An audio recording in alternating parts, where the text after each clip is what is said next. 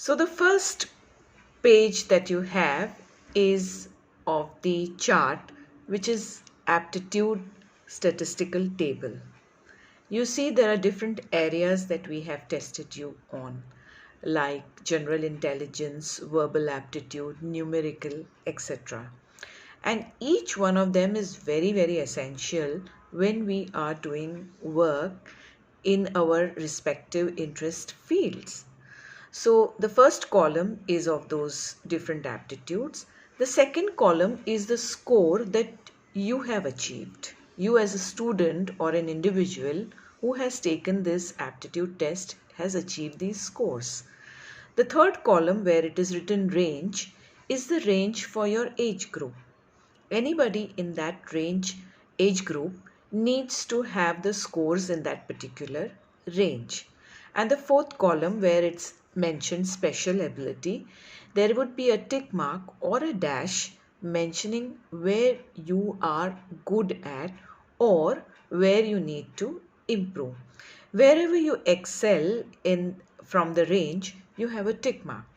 It's a special ability that you possess. It's a natural ability. Aptitude means a natural ability which you are inborn. You're born with that, it's inborn within you. And if there is a dash, there is an explanation below the chart which mentions about what it means. So suppose it may be in the range, so it will mention that it is in the range. Or if it is below the range, it will mention over there that it's below the range and you need to do 1, 2, 3. So this is the table. Now what is the meaning of general intelligence? General intelligence means how much you read, how much you like to read. So it's very essential for each one of us to read enough material, not just school books or our regular educational material, but also much more of our liking. I always tell everybody that to develop the liking habit, the reading habit, you can start with whatever you like for just 20 minutes a day.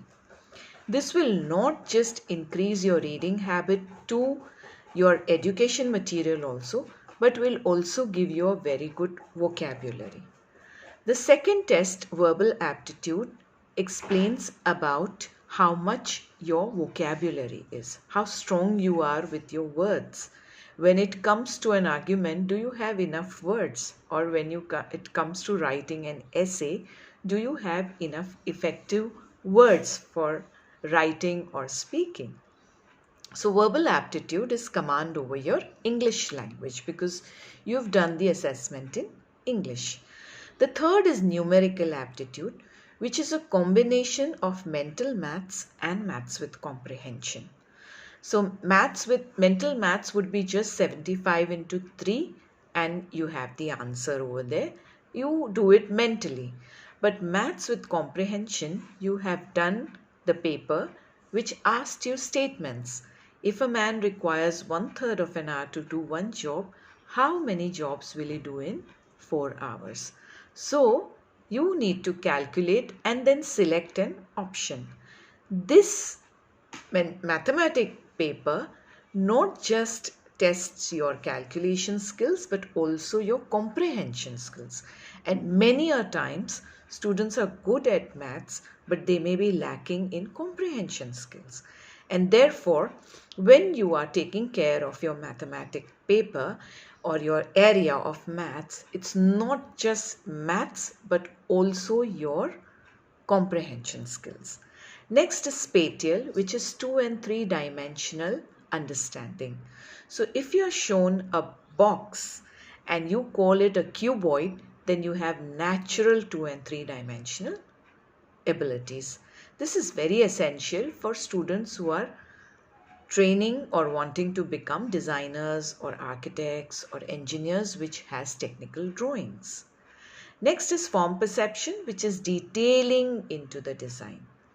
Then comes clerical perception, which means how much you are careful and sharp in checking and rechecking the material that you are reading or writing.